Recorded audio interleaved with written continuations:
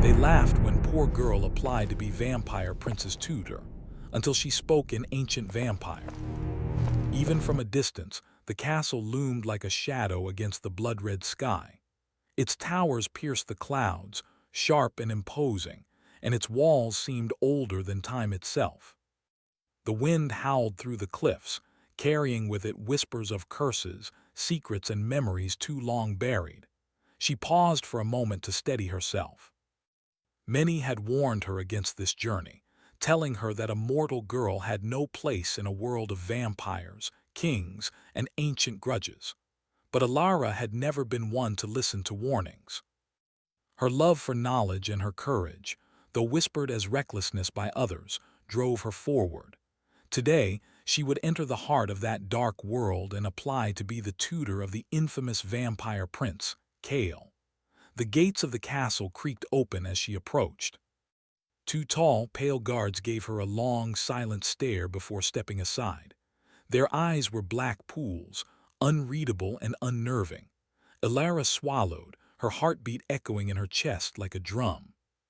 She walked inside, her steps echoing through halls lined with faded tapestries and stone statues that seemed almost alive in the flickering torchlight. A voice, deep and cold, cut through the silence. "Who dares enter my hall?" Alara froze. The voice did not belong to a human. It carried weight, centuries of authority, and a chill that seemed to make the walls shiver. "I am Alara of Linthwood," she said, her voice trembling only slightly. "I come to apply as a tutor for Prince Kale." The air thickened, and the shadow of a figure appeared at the end of the hall. He was taller than any man she had ever seen, with sharp features carved like marble and hair dark as midnight. His eyes, a glowing shade of crimson, scanned her like he could see every secret tucked inside her heart. "You," he said, almost a whisper, yet it carried power. "A mortal dares to teach me." Alara swallowed and held her chin high.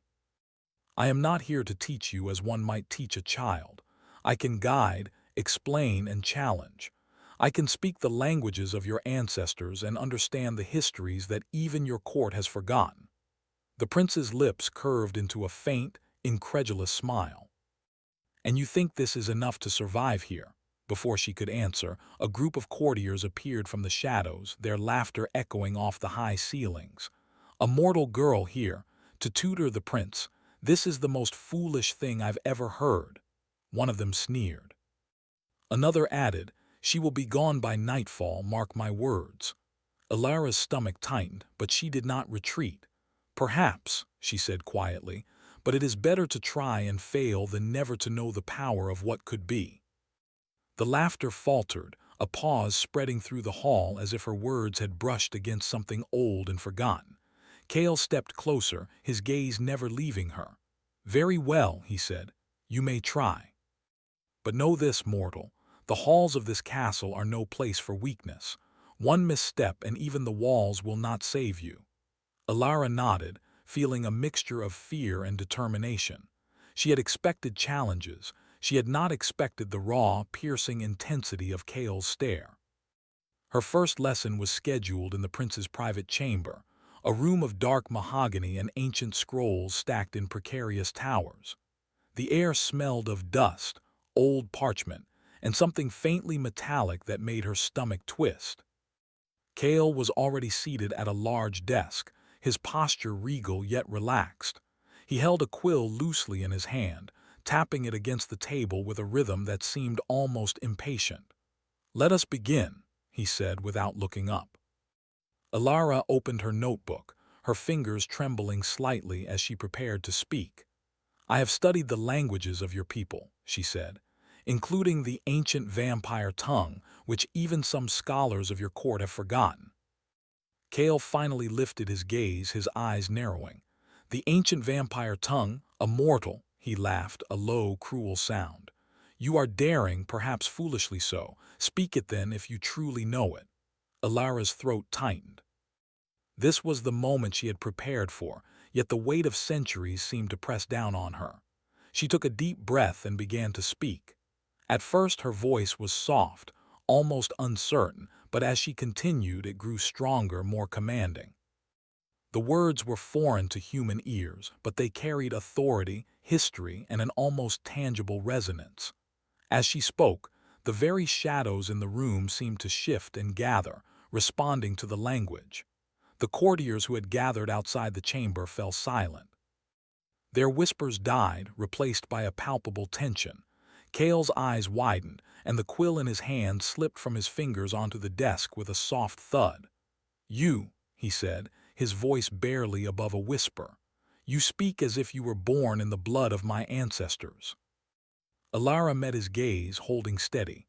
"I am mortal," she said simply, "but I have studied what others feared to touch. I have learned what time itself nearly forgot." Cale stood slowly, moving closer, his steps deliberate and quiet. The room seemed smaller with him there, the shadows stretching and curling around his form.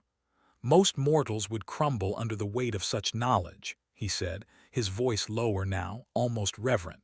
"Yet you wield it as a weapon."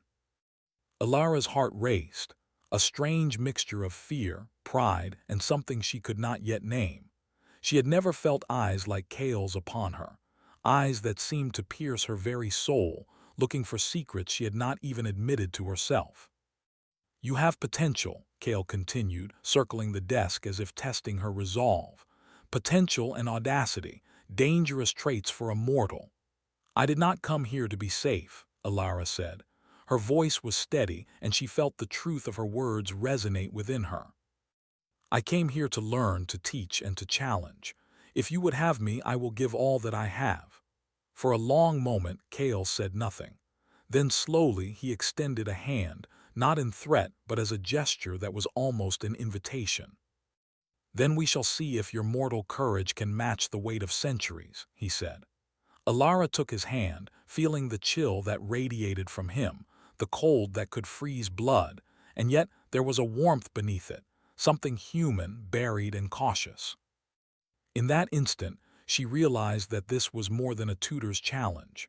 This was a test of spirit, of heart, and perhaps even of fate itself. The days that followed were a trial unlike any Alara had known. Cale pushed her relentlessly, asking questions that bent the limits of her knowledge and demanded insight into histories she had only studied in fragments. The castle itself seemed alive, its stone walls echoing their arguments and the occasional soft laughter of spirits long gone.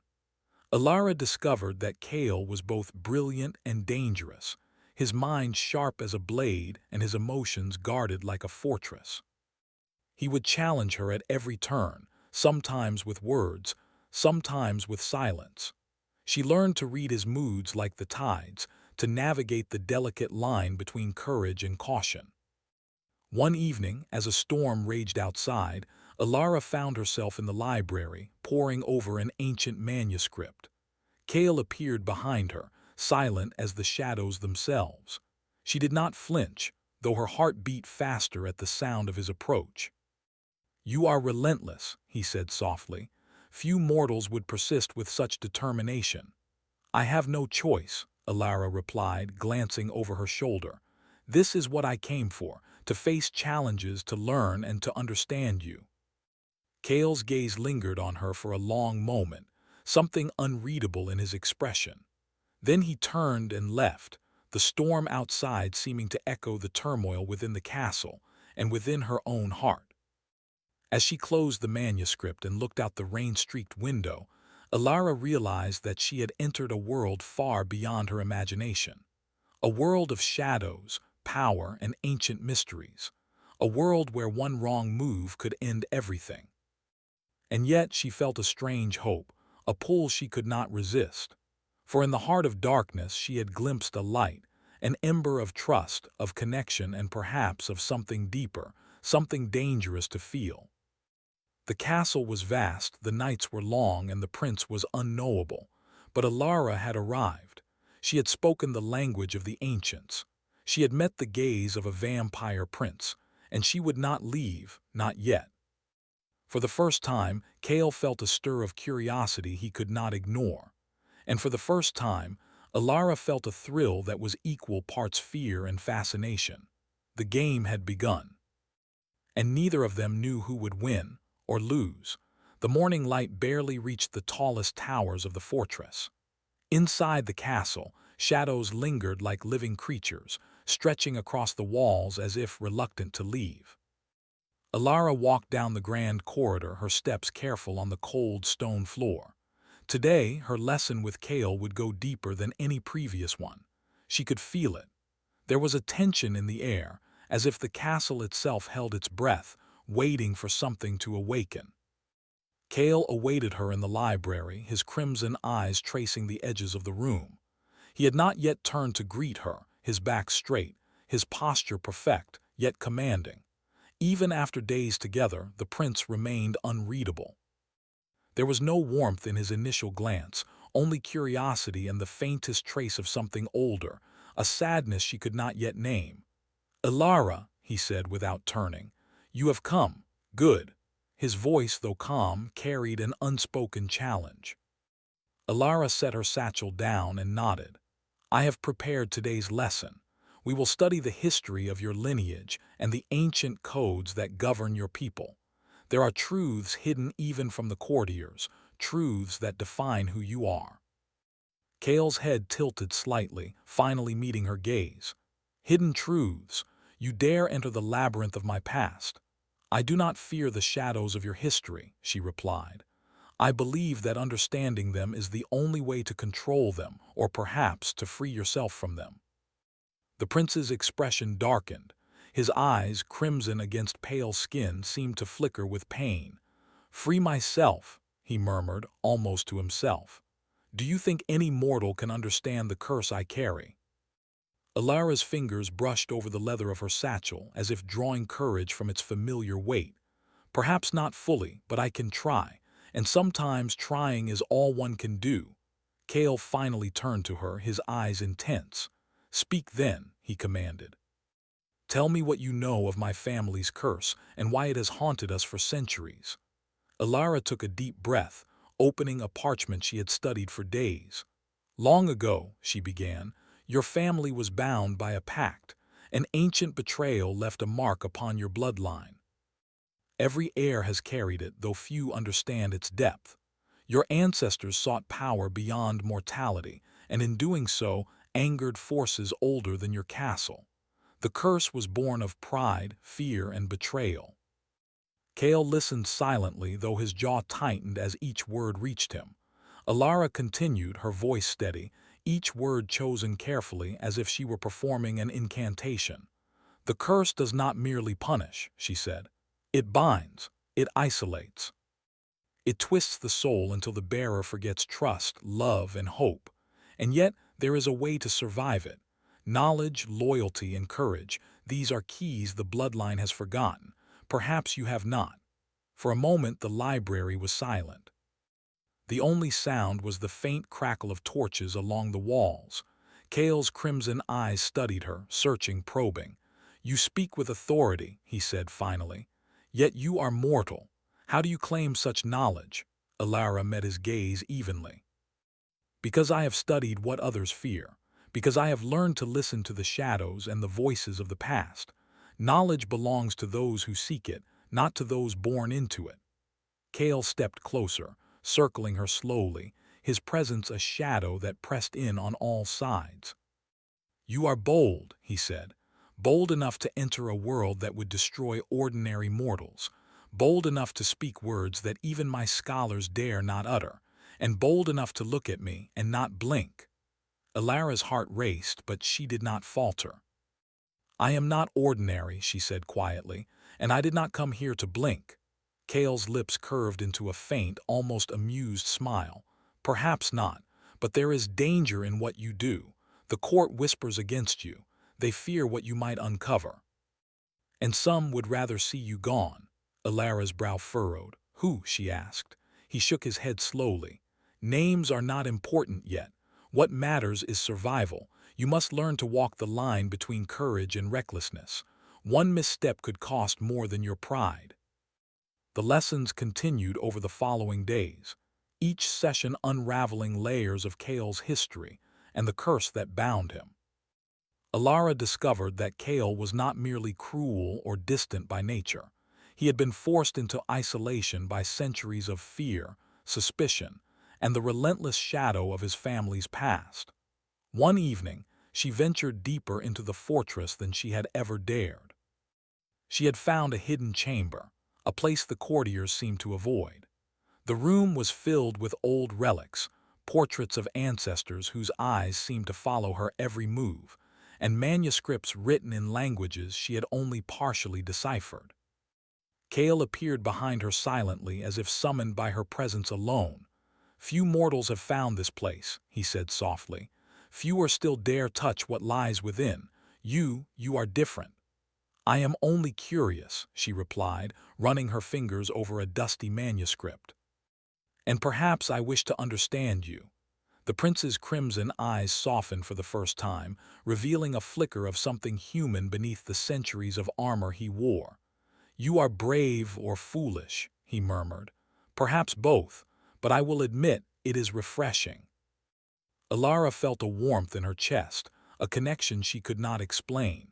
She had expected fear, intimidation, perhaps even mockery, but not this subtle acknowledgement, this rare glimpse of a man who was both powerful and vulnerable. "Kale," she said cautiously, "what happened to your family? Why did the curse remain? Why did it twist the bloodline into this shadow of what it could have been?" He closed his eyes, the weight of centuries pressing upon him. "Betrayal," he said quietly. "Greed, pride. One misstep and everything changed. The curse is a reminder of what we lost and what we can never reclaim." Alara reached out, placing a hand lightly on his arm.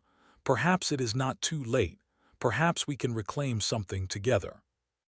Kale's eyes snapped open, crimson fire meeting her gaze.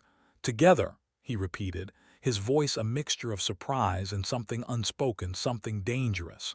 "You speak boldly for a mortal." "I have learned to speak what others fear," she said softly, "and to walk where others would not." The storm outside raged, thunder echoing through the castle walls. Inside, the shadows seemed to lean closer, listening, waiting. For the first time, Kale allowed himself to feel the stirrings of trust. It was fragile, delicate, and easily broken, but it was there. Days turned into weeks, and their lessons became more than teaching. They debated, argued, and challenged each other. Kale tested her limits, pushing her to think beyond mortal constraints. Alara, in turn, challenged his assumptions, forcing him to confront the darkness within him that he had long ignored. One night, Kale led her to the highest tower, where the winds whipped around them, and the red river below glimmered under the moonlight. "Look," he said, gesturing to the distant horizon. All of this is mine to guard, and yet I am imprisoned." Alara followed his gaze. The land stretched endlessly, beautiful and wild, and yet Kale saw only chains. "You are not a prisoner of the land, Kale," she said gently. "You are a prisoner of fear of the past, perhaps of yourself." He turned to her, his crimson eyes glowing in the moonlight. "And are you not afraid? To walk among shadows, to confront a prince who has known centuries of pain?" "I have fear," she admitted. "But fear is not weakness. It is the first step toward understanding, toward courage." Kale's expression softened, and for a moment he seemed less a prince of darkness and more a man longing for redemption. "You are unlike any mortal I have known," he said, "and I do not know whether that is my salvation or my doom." Alara felt a shiver run through her. The tension between them was like lightning, dangerous and electric. Yet, it was also the first time she sensed a bond forming, fragile, complicated, and profound. As they descended the tower, the castle seemed alive with whispers. Shadows flickered along the walls, watching, listening. Some in the court had noticed their growing connection, and jealousy simmered beneath polite smiles. Unknown to Alara, a figure in the dark corridors plotted, intending to exploit Kale's curse and test the mortal girl's courage. Alara's mind raced with questions, but one truth became clear. She was no longer just a visitor. She had entered a world of power, secrets, and danger, and she could not leave, not now, not when the prince himself was awakening to something beyond darkness. And Kale was beginning to trust her, perhaps more than he should. That night as she lay in her small chamber, Alara thought of the tower, the river, the winds, and the crimson eyes that had pierced her soul. She realized that she had come seeking knowledge, but she had found something far more perilous, a connection that could change both their fates. The castle was alive with whispers, with secrets, and with shadows that seemed to stretch longer than before. And somewhere in the depths of its dark heart, Kale was thinking the same thing she was. The mortal who dared to speak in the language of the ancients might be the only one who could save him or destroy him. The castle was quieter than usual, but the silence was heavy, pressing against the stone walls like a living thing. Alara moved cautiously through the corridors, her footsteps echoing as if the shadows themselves were listening. She had grown used to the strange rhythm of life in the fortress, the way every room seemed to hold a memory, a secret, or a warning. But tonight, something felt different. Kale's presence was everywhere. The air carried the faint metallic scent of his blood, a reminder that he was near even when unseen. Alara had spent weeks learning the prince's ways, his moods, his patterns. Yet there were moments when even her careful observations could not prepare her. Moments when Kale was a storm, unpredictable, fierce, and impossibly dangerous. She entered the library where he waited, seated in the high-backed chair near the fireplace.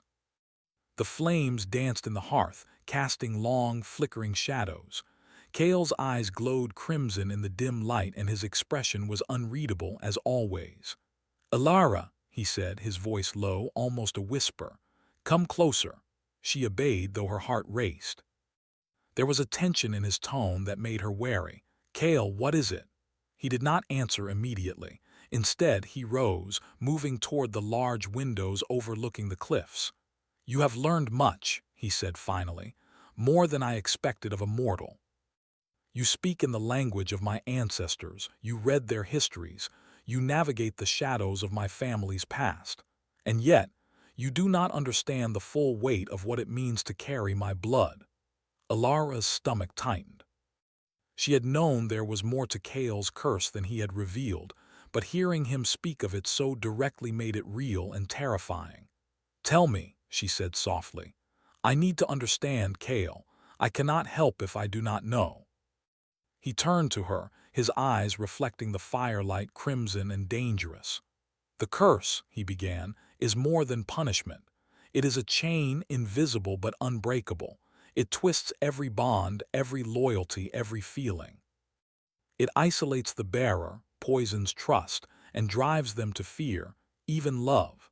Every generation of my family has suffered. Every prince has been forced to choose between darkness and despair, between loyalty and survival."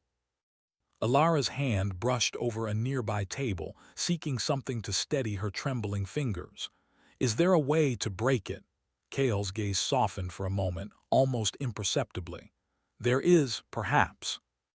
But it requires something no mortal has ever dared offer: absolute trust, unwavering courage, and the willingness to face the deepest shadows within oneself."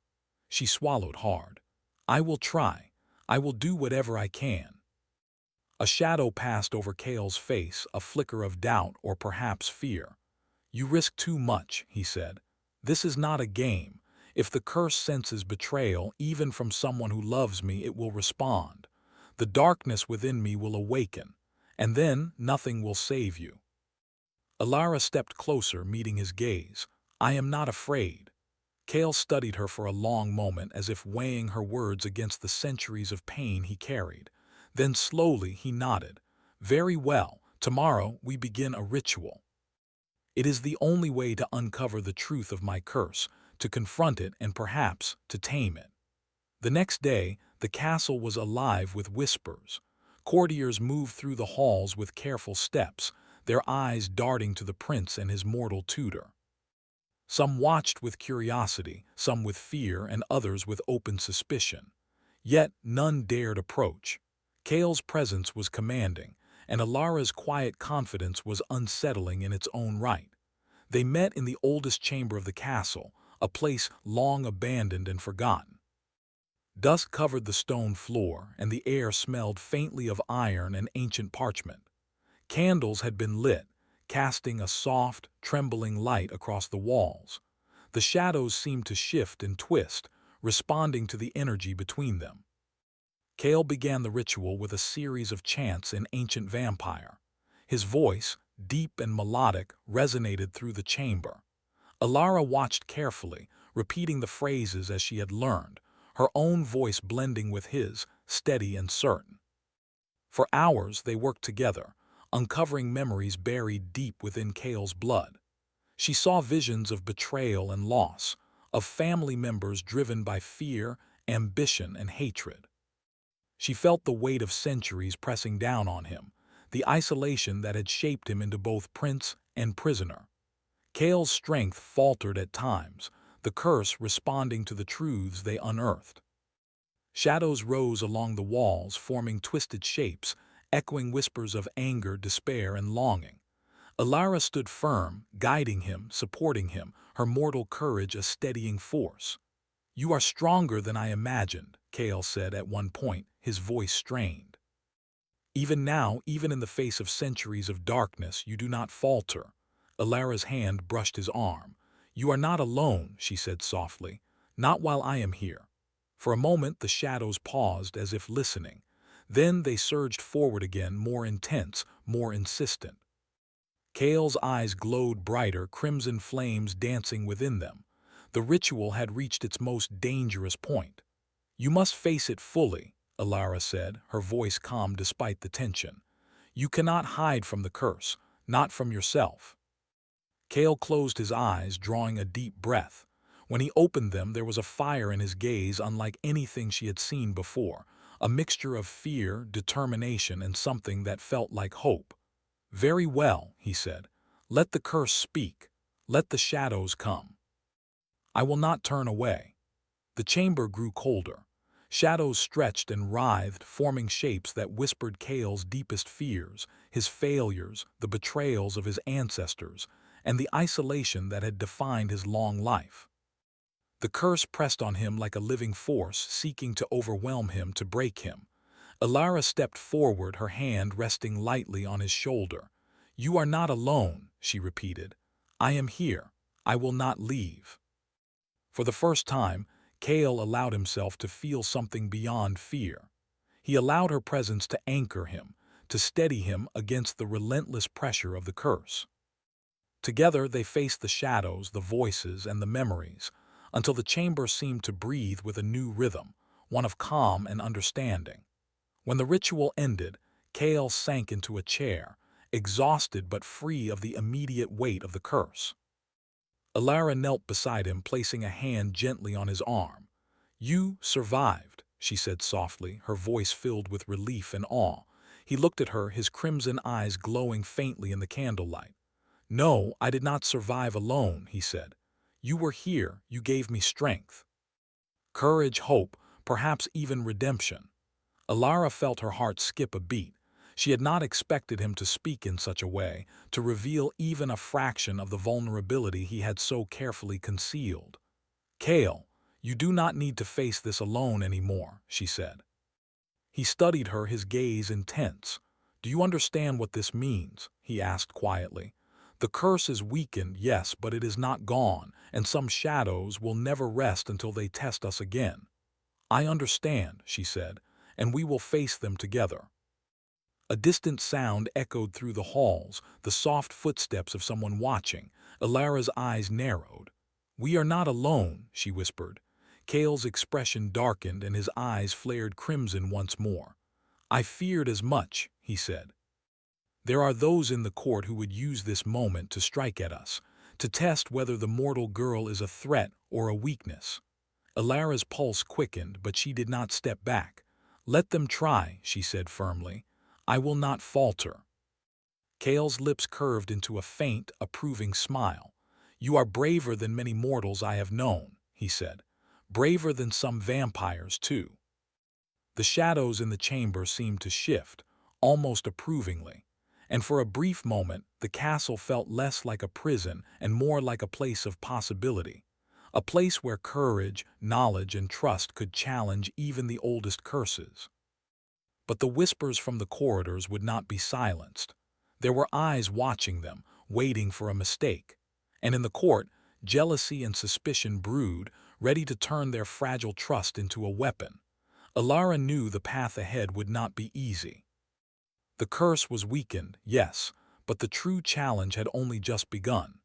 She would need every ounce of courage, every lesson she had learned, and the bond she had begun to forge with Kale to survive what was coming. And Kale would have to trust her completely, or the darkness might claim them both. As they left the chamber, side by side, the storm outside had calmed.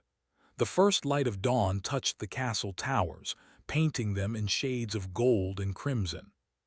For a moment hope flickered, fragile, delicate, but undeniable.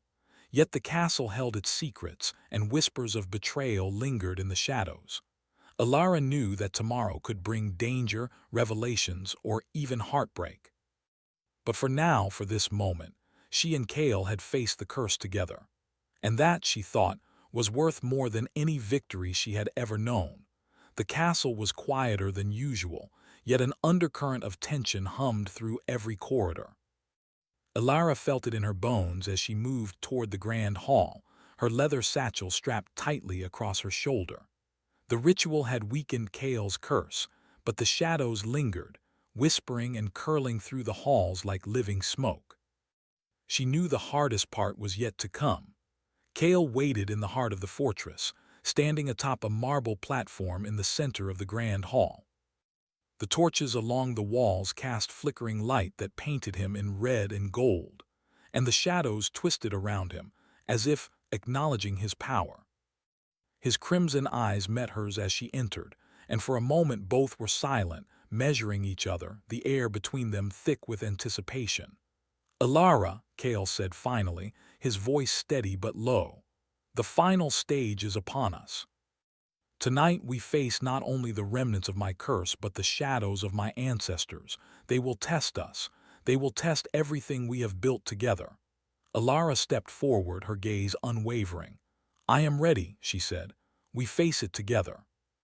Whatever comes, we will not falter." Kale's lips curved into a faint, approving smile.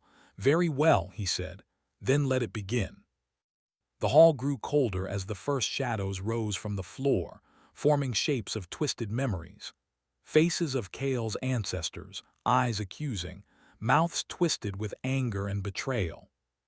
The shadows spoke, their voices a chorus of whispers, each word pressing against Kale's mind like a storm. "You are weak. You cannot escape your bloodline," one hissed. "You are a prisoner of fear, doomed to suffer alone," another murmured. Kale's hands clenched at his sides, his posture rigid, but Alara did not flinch. She stepped closer, placing a hand lightly on his arm. "They are not stronger than us," she said. "They have power, yes, but we have trust, courage, and the choice to face them together." The shadows paused, as if intrigued by her words. Kale's eyes, glowing crimson, softened as he looked at her. "You believe this?" he asked, voice trembling slightly. "I do," she replied. "And you must too. Only then can the curse be faced fully." The shadows surged forward, more intense, more insistent. Kale inhaled sharply and lifted his hands, chanting in ancient vampire. Alara joined him, her voice steady, blending with his, the sound weaving through the hall like a binding force. Visions filled the room: betrayal, fear, loneliness, centuries of regret. Kale saw himself as he truly was, a prince burdened by the mistakes of those before him, chained by anger and sorrow. And beside him, Alara's presence anchored him, a mortal light in the darkness, unwavering and warm. "You are stronger than your ancestors," Alara whispered, keeping her voice calm even as shadows twisted around them. "Stronger because you are willing to face yourself and trust someone else." Kale's eyes burned brighter, crimson flames dancing within. The shadows shrieked and recoiled, unable to break the bond forming between them. "Do not falter," she urged. "Hold on to the truth of who you are, not who the curse says you must be." The shadows lunged, forming a massive figure, Tall, imposing, the embodiment of Kale's greatest fear, loneliness and despair. Kale staggered under its weight, his voice breaking as he called out in ancient vampire, challenging the darkness. Alara rushed to him, placing her hands on his chest. "I am here," she said firmly. "I will not leave. You are not alone." The figure faltered, its power wavering in the presence of their unity. Kale's voice grew stronger, steadier, and together they chanted. The shadows shuddered, screamed, and finally began to dissolve, retreating into the corners of the hall. For a moment, silence fell. The torches flickered and the room felt lighter, freer. Kale sank to his knees, exhausted but triumphant. Alara knelt beside him, holding his hands gently. "You survived," she said softly. Kale looked at her, crimson eyes softening, vulnerability shining through the centuries of armor he wore. "No, I did not survive alone," he said. "You were here. Your courage, your trust, it saved me." Alara's heart beat faster, warmth flooding her chest. "We saved each other," she said, "and now we can face the world together." Kale studied her, his expression unguarded for the first time. "I have lived centuries in darkness," he said quietly. "I feared the curse would always define me, and that no one could understand or stand beside me. But you have changed everything. Perhaps you have even changed me." Alara reached up and brushed a strand of hair from his face. "And perhaps you have changed me too. You have shown me courage, resilience, and the truth that even the darkest heart can find light." For a long moment they simply looked at each other, the silence filled with unspoken understanding, shared triumph, and a bond that neither time nor shadow could undo. But even as they embraced this fragile peace, the castle reminded them that the world outside was never fully safe. A distant sound, a whisper, a footstep, the echo of plotting reached their ears. Alara stiffened slightly. Kale's gaze darkened, but this time it was not fear, it was determination. "The court will not rest," he said. "Some will see our bond as a threat or an opportunity to strike, but we are stronger now. We will face whatever comes together." Alara nodded. "Then let them come. I will not falter, and neither will you." In the following days, life in the castle shifted.